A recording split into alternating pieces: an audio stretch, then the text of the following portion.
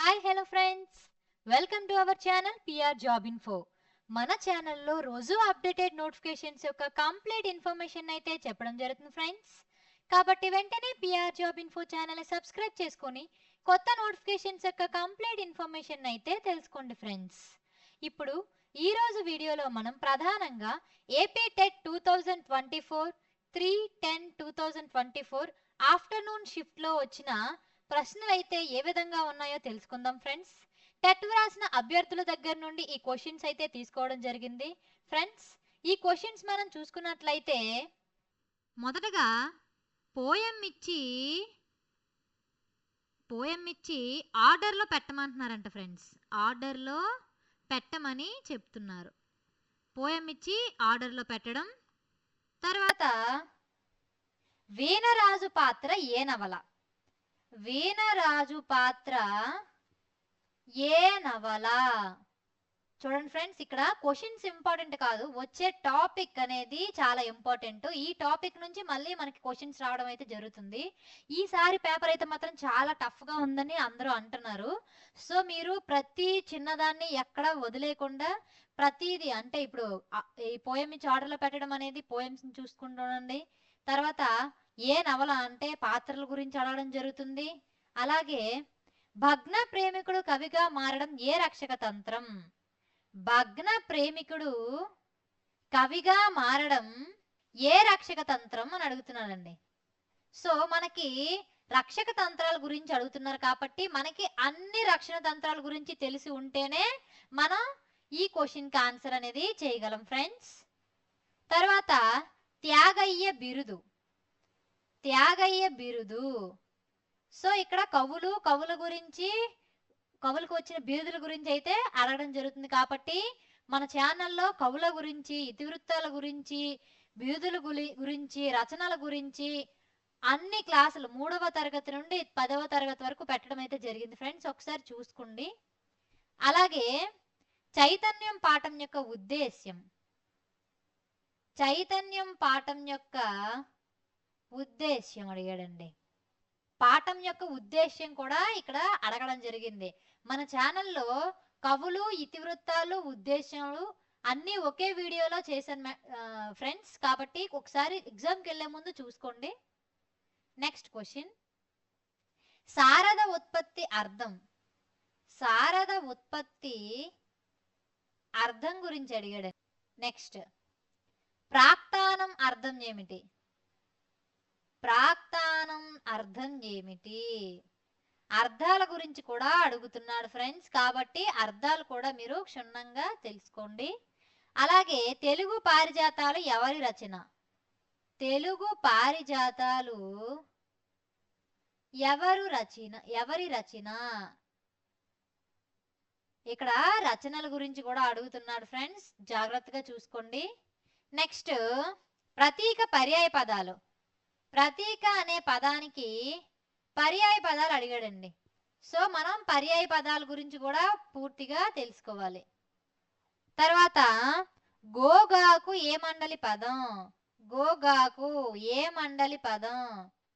మండలి పదాల గురించి కూడా అడుగుతున్నారు, ఒకసారి చూసుకోండి ఫ్రెండ్స్.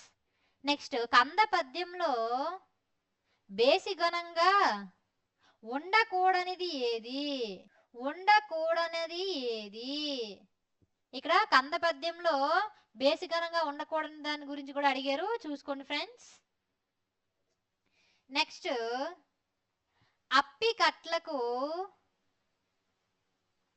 అప్పికట్లకు బాపట్ల 5 మైళ్ళు. బాపట్ల 5 మైళ్ళు ఏ ఛందస్సులోనిది? ఏ ఛందస్సులోనిది? ఇక్కడ చూడండి, లా లా లా వచ్చింది. ఈ ట్రిక్స్తో మీరు ఛందస్సు గురించి పూర్తిగా నేర్చుకునే ఉంటారు కాబట్టి ఇంకోసారి కూడా వెళ్ళే ముందు ఛందస్సు గురించి కూడా పూర్తిగా చూడండి. నెక్స్ట్ క్వశ్చన్, అనుభూతివాదంకు ఉదాహరణలుగా నిలిచే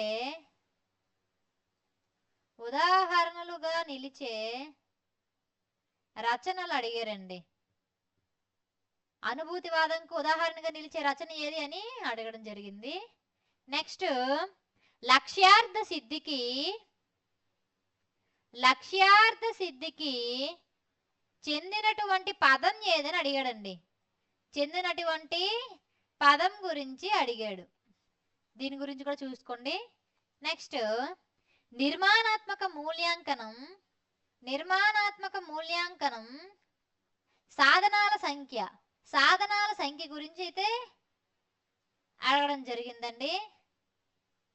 next Telugu semantics. Telugu semantics గురించి అయితే అడగడం జరిగిందండి. నెక్స్ట్ శ్రీకృష్ణదేవరాయలు విద్యా వినోదం కోసం ఉపయోగించే సభా సదనం ఏమిటి అని అడగడం జరిగిందండి. సభా సదనం ఏది అని అడగడం జరిగింది. నెక్స్ట్ గోరంట దీపం ఇతివృత్తం అడిగారండి. ఇతివృత్తం అయితే అడగడం జరిగింది. నెక్స్ట్ వర్ణోత్పత్తి స్థానం దృష్ట్యా. వర్ణోత్పత్తి స్థానం దృష్ట్యా భిన్నమైనది ఏది అని అడగడం జరిగిందండి. నెక్స్ట్ ఎక్కడో ఉన్న వ్యక్తి గురించి తెలిపేది. ఎక్కడో ఉన్న వ్యక్తి గురించి తెలిపేది. ఇలాంటి క్వశ్చన్లు అయితే మనకి సెకండ్ షిఫ్ట్ లో అడగడం జరిగింది ఫ్రెండ్స్. అండ్ మార్నింగ్ షిఫ్ట్ కన్నా సెకండ్ షిఫ్ట్ అనేది ఇంకా చాలా కాఠిన్యంగా ఉందని అయితే పలువురు తెలిపారు. అయితే ఈసారి ఎగ్జామ్స్ అయితే ముందు జరిగిన ఎగ్జామ్స్ కన్నా, అంటే గత ఫిబ్రవరిలో జరిగిన ఎగ్జామ్ కన్నా ఇప్పుడు చాలా టఫ్ గా ఉన్నాయని అయితే చాలా మంది అంటున్నారు. కాబట్టి మీరు థర్డ్ క్లాస్ నుంచి ఈవెన్ 10th క్లాస్ వరకు ఇంటర్మీడియట్ గురించి కూడా అడుగుతున్నారు. కాబట్టి టెక్స్ట్ బుక్ లో ఉండే ప్రతి ఒక్క చిన్న నోటీస్ అనేది కూడా మీరు పరిశీలించి ఎగ్జామ్ కి వెళ్ళండి. ఎందుకంటే ప్రతి చిన్నదాని గురించి టెక్స్ట్ బుక్ లో ఉన్న ప్రతి చిన్నదాని గురించి ఇక్కడైతే అడగడం జరుగుతుంది. కాబట్టి మీరు షార్ట్ నోట్స్ ఉంటే ఏమైనా చూడండి, ఇంపార్టెంట్ బిట్స్ చూడండి. అలాగే మన పిఆర్ జాబ్ ఇన్ఫో ఛానల్లో థర్డ్ నుంచి 10th క్లాస్ వరకు వీలైనంత వరకు టెక్స్ట్ బుక్ నుంచి తయారు చేసిన బిట్లు చాలా వరకు నేను కవర్ చేసి పెట్టాను. మీరు ఎగ్జామ్ కి వెళ్లే ముందు ఒకసారి చూసుకొని వెళ్తే మీకు చాలా యూస్ఫుల్ గా అవుతాయి. Okay friends, thank you friends. ఈ వీడియో కనుక మీకు నచ్చినట్లయితే ప్లీజ్ లైక్ అండ్ షేర్.